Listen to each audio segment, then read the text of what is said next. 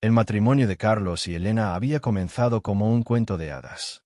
20 años atrás, cuando se conocieron en aquella cafetería de Madrid, él era un joven arquitecto con sueños de grandeza, y ella, una profesora de literatura con ojos que brillaban al hablar de Lorca y Machado.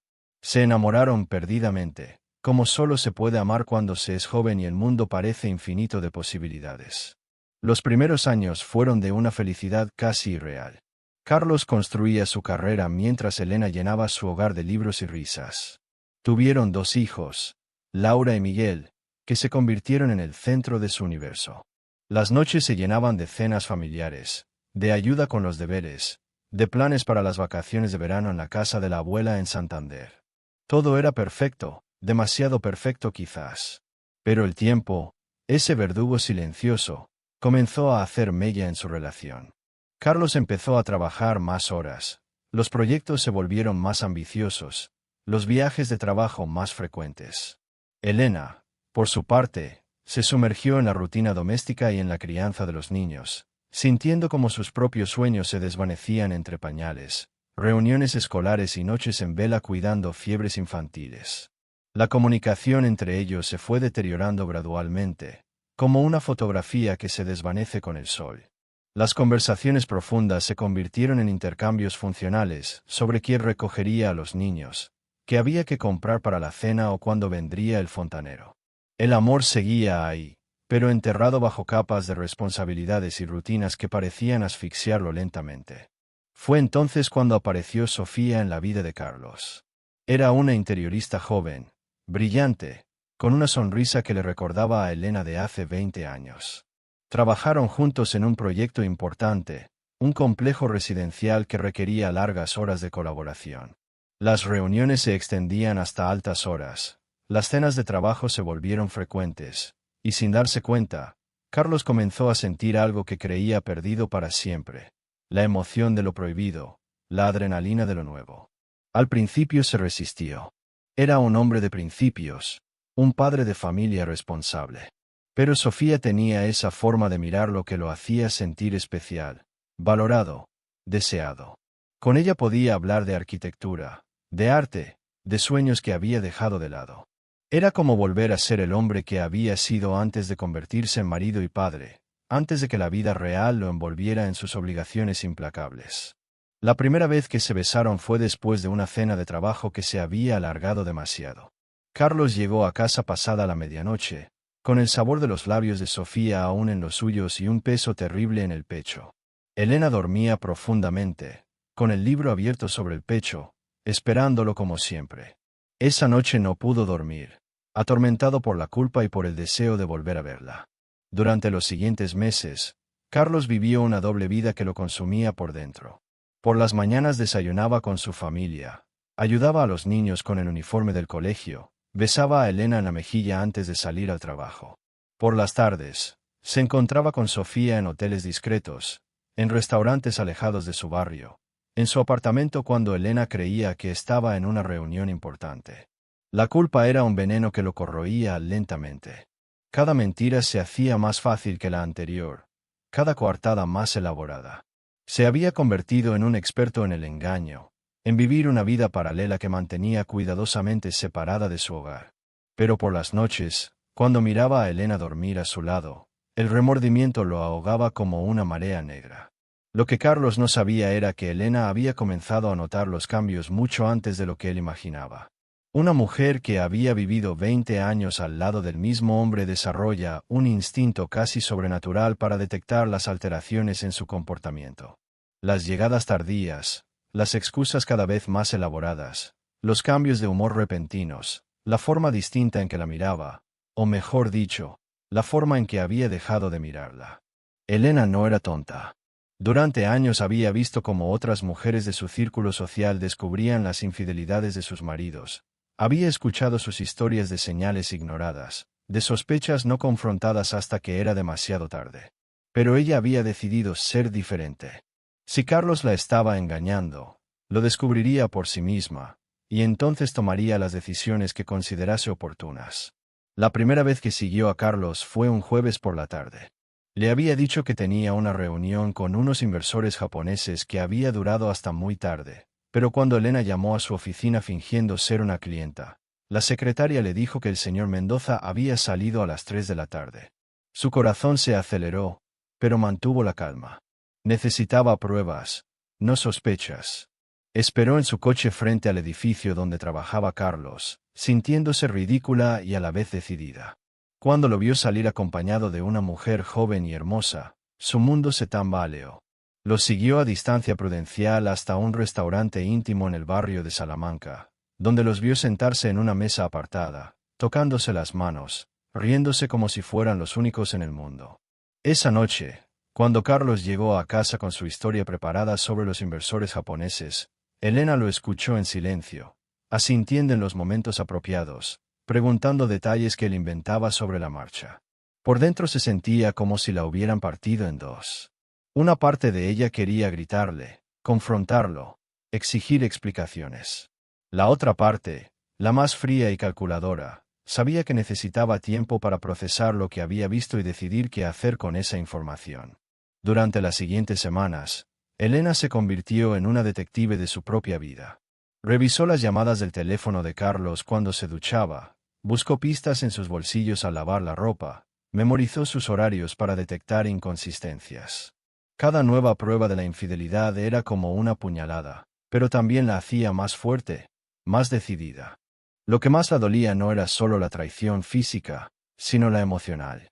Veía cómo Carlos regresaba a casa con esa expresión de satisfacción apenas contenida, cómo silbaba bajo la ducha, cómo parecía más animado, más vivo. Era evidente que esa otra mujer le daba algo que ella ya no podía darle, o que había dejado de darle sin darse cuenta. Fue entonces cuando Elena tomó una decisión que cambiaría el curso de todo. Si Carlos podía tener secretos, ella también podía tenerlos. Si él podía construir una vida paralela, ella también tenía derecho a hacerlo. Pero lo que Elena tenía en mente era algo mucho más profundo y transformador que una simple aventura amorosa. Era algo que había estado gestándose en su interior durante años, una parte de sí misma que había mantenido dormida por el bien de su familia, por el bien de su matrimonio, por el bien de todos menos el suyo propio. Una tarde, mientras los niños estaban en el colegio y Carlos supuestamente trabajaba pero probablemente estaba con su amante, Elena se sentó frente al espejo de su dormitorio y se miró realmente por primera vez en años. Vio a una mujer de 42 años que había dedicado las 2 últimas décadas a ser esposa y madre, que había puesto en pausa sus propios sueños para construir una vida que ahora se desmoronaba ante sus ojos. El secreto de Elena no era una aventura amorosa. Era algo mucho más profundo, más transformador y, en cierta manera, más peligroso para el matrimonio que cualquier infidelidad. Elena había estado escribiendo. No ensayos académicos sobre literatura, no correcciones de exámenes, sino una novela. Una novela que había comenzado como una forma de escape de su rutina doméstica y que se había convertido en la pasión más intensa de su vida. Todo comenzó 3 años atrás, cuando encontró en el ático de la casa de sus padres un viejo cuaderno lleno de relatos que había escrito en la universidad. Al leerlos, se dio cuenta de que tenía talento, un talento que había enterrado bajo años de responsabilidades familiares. Esa noche, después de acostar a los niños, se sentó en la cocina con el portátil y comenzó a escribir. Las palabras fluyeron como un torrente contenido durante demasiado tiempo. La novela se llamaba Las horas silenciosas y contaba la historia de una mujer que descubría que su vida perfecta era una prisión dorada. Escribía de madrugada, cuando todos dormían, o por las tardes en cafeterías alejadas de su barrio, donde nadie la conocía. Cada página era una liberación. Cada capítulo la acercaba más a la mujer que había sido antes del matrimonio, antes de los hijos, antes de convertirse en una extensión de la vida de otros. Pero el verdadero secreto no era solo que escribía, sino que lo había hecho profesionalmente. 6 meses atrás, después de enviar el manuscrito a varias editoriales bajo un seudónimo, una de las más prestigiosas de España había decidido publicarla.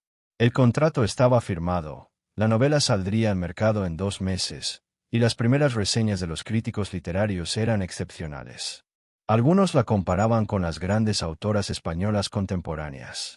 Elena había creado una identidad completamente nueva para sí misma.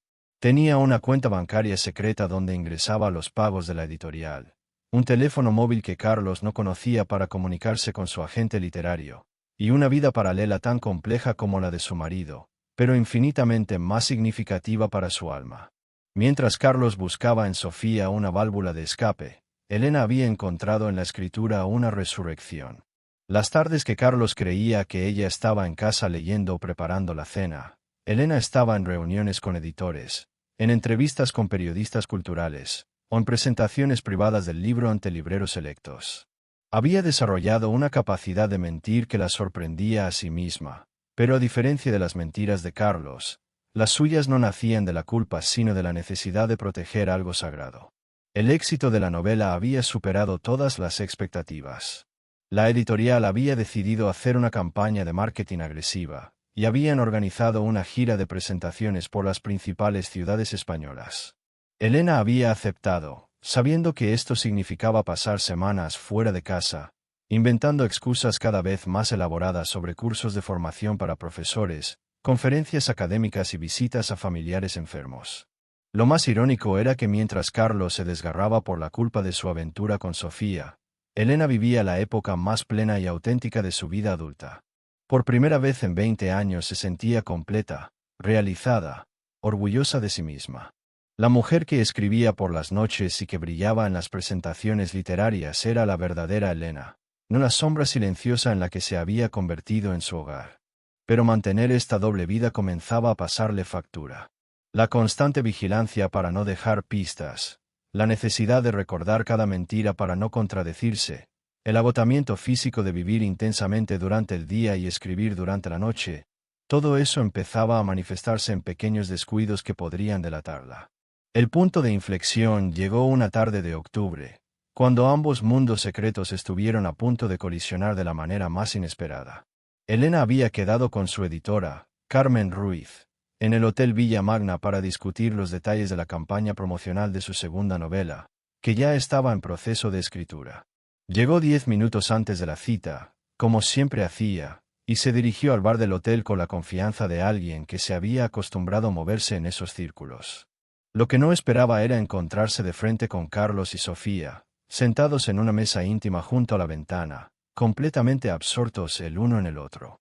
El impacto fue tan fuerte que Elena sintió como si le hubieran dado un puñetazo en el estómago.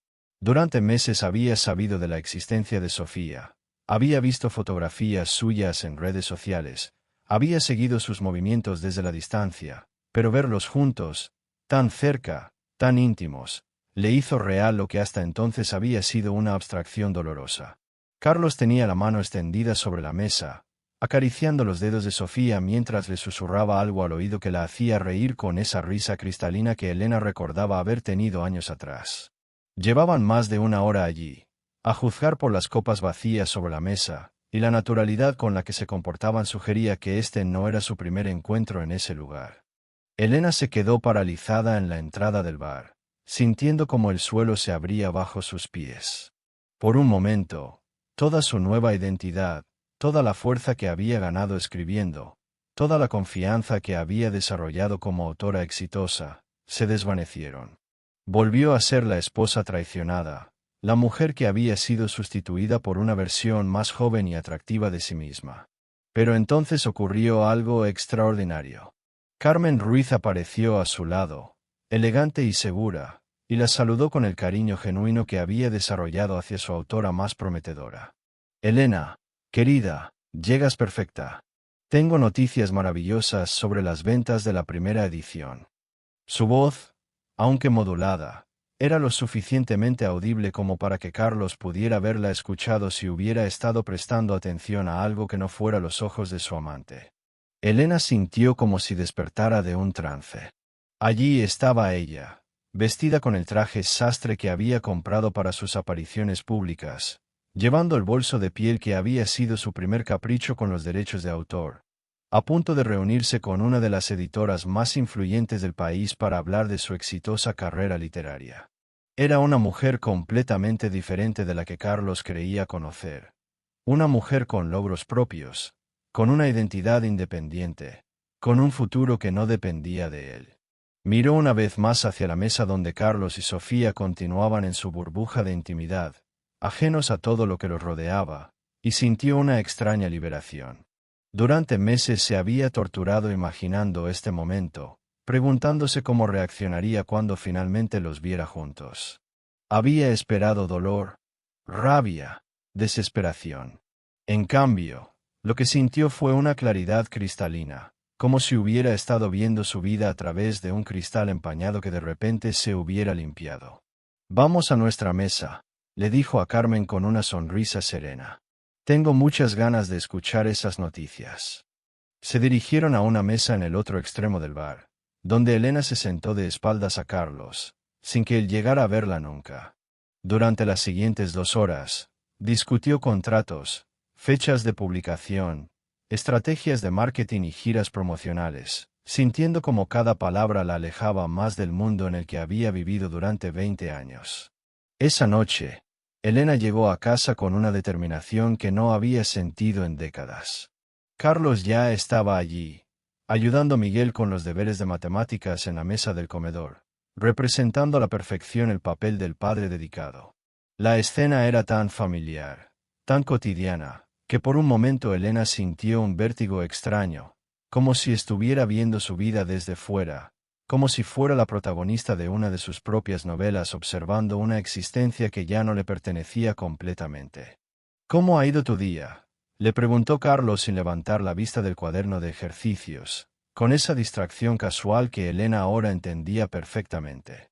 Su mente estaba en otro lugar, con otra mujer, reviviendo probablemente cada momento de su encuentro de la tarde. La pregunta era pura rutina matrimonial. Una fórmula vacía repetida 1000 veces. «Muy productivo», respondió Elena, y por primera vez en meses, estaba diciendo la verdad completa. Había sido productivo de maneras que Carlos no podía ni imaginar. Se dirigió a la cocina para preparar la cena, pero antes se detuvo un momento a observar a su familia. Laura estaba en el sofá, perdida en su teléfono móvil, con esa concentración absoluta que solo tienen los adolescentes. Miguel seguía luchando con las fracciones bajo la tutela paciente de su padre. Una postal perfecta de la felicidad doméstica que durante años había sido su mundo entero. Pero ahora Elena podía ver las grietas. No solo las grietas que había provocado la infidelidad de Carlos, sino las que habían estado ahí desde mucho antes, causadas por la renuncia silenciosa de sus propios sueños, por la asfixia lenta de su identidad individual en aras de la armonía familiar. Se había convertido en un personaje secundario de su propia vida, y solo ahora, a los 42 años, estaba redescubriendo quién era realmente cuando no tenía que ser la esposa de nadie, la madre de nadie, la profesora de literatura de un instituto de segunda. Durante la cena, Carlos habló de su día con esa animación contenida que Elena ahora sabía interpretar. Cada anécdota sobre reuniones importantes, cada comentario sobre compañeros de trabajo, cada referencia a proyectos futuros estaba cuidadosamente editada para eliminar cualquier mención de Sofía. Elena lo escuchaba con una mezcla de fascinación y tristeza, admirando casi la complejidad de la mentira que su marido había construido, la habilidad con la que navegaba entre la verdad y la ficción.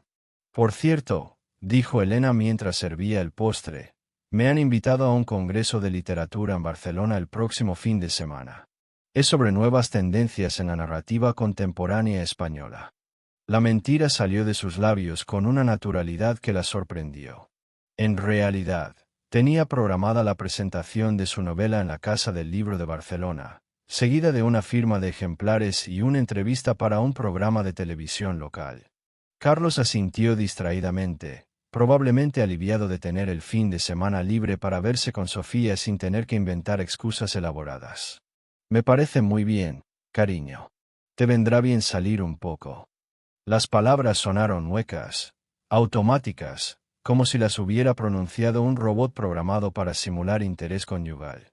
Esa noche, cuando Carlos se quedó dormido con esa sonrisa satisfecha que Elena ahora conocía tan bien, ella se levantó silenciosamente y se dirigió a su estudio secreto en el sótano. Había convertido el viejo cuarto de la lavadora en un santuario personal, con un escritorio, una silla cómoda, estanterías llenas de libros y las paredes cubiertas de reseñas de su novela y fotografías de sus presentaciones. Era el único lugar de la casa donde se sentía completamente ella misma. Se sentó frente al ordenador y abrió el documento de su segunda novela. El cursor parpadeaba sobre la página en blanco del nuevo capítulo, esperando que continuara la historia de Marina, su protagonista, que acababa de descubrir que su marido tenía una amante pero que había decidido no confrontarlo, sino usar esa información para liberarse definitivamente de una vida que la había estado asfixiando durante años. El fin de semana en Barcelona fue revelador de maneras que Elena no había anticipado. La presentación de su novela en la Casa del Libro fue un éxito rotundo. La sala estaba completamente llena, con gente de pie al fondo y una cola de lectores esperando que firmara sus ejemplares. Cuando el moderador la presentó como una de las voces más prometedoras de la literatura española contemporánea, Elena sintió una emoción tan intensa que tuvo que contener las lágrimas. Durante la sesión de preguntas y respuestas, una mujer del público le preguntó cómo había conseguido capturar tan vívidamente la psicología de una mujer atrapada en un matrimonio que ya no la satisfacía. ¿Es autobiográfico?, preguntó con esa curiosidad voraz que tienen los lectores por conocer la vida real detrás de la ficción. Elena sonrió con esa serenidad que había aprendido a mostrar en público y respondió: «Toda ficción es autobiográfica de alguna manera. Escribimos lo que conocemos, lo que hemos vivido o imaginado vivir». La respuesta satisfizo al público, pero a Elena le resonó durante todo el viaje de vuelta a Madrid. ¿Hasta qué punto su vida se había convertido en material literario? ¿Cuándo había comenzado a vivir sus experiencias como si fueran escenas de una novela que estaba escribiendo mentalmente? La línea entre Elena la mujer y Elena la escritora se había difuminado hasta volverse casi imperceptible. Al llegar a casa el domingo por la noche, encontró a Carlos en el salón, viendo la televisión con una expresión de culpabilidad apenas disimulada. Los niños estaban en sus habitaciones, probablemente conectados a Internet o estudiando. La casa tenía ese silencio particular de las familias que han pasado un fin de semana juntas sin realmente conectar entre ellos. «¿Cómo ha ido el congreso?», preguntó Carlos, haciendo un esfuerzo visible por sonar interesado. Elena se dio cuenta de que él también había estado practicando esa pregunta, preparando su actuación para su regreso. Seguramente había pasado el fin de semana con Sofía, quizás en algún hotel romántico de las afueras de Madrid, viviendo esa fantasía de libertad que todos los adúlteros creen haber encontrado en sus relaciones clandestinas. «Muy enriquecedor», respondió Elena, quitándose los zapatos y dejando la maleta junto a la escalera. «He conocido a escritores fascinantes. He aprendido mucho sobre las tendencias actuales de la narrativa. Cada palabra era técnicamente cierta, pero omitía la verdad fundamental, que ella no había asistido a un congreso como profesora de literatura, sino que había sido la protagonista de un evento literario como autora exitosa. Esa noche, mientras desempaquetaba en secreto los libros que había firmado, las fotografías de la presentación y las críticas positivas que habían aparecido en los periódicos locales de Barcelona, Elena se sintió como una espía en su propia casa. Guardó todo en su estudio secreto del sótano, añadiendo nuevas pruebas de una vida que Carlos no sabía que existía. Pero lo que más le impactó fue darse cuenta de que ya no sentía culpa por su secreto. Durante meses se había sentido mal por mentir, por ocultar algo tan importante de su vida.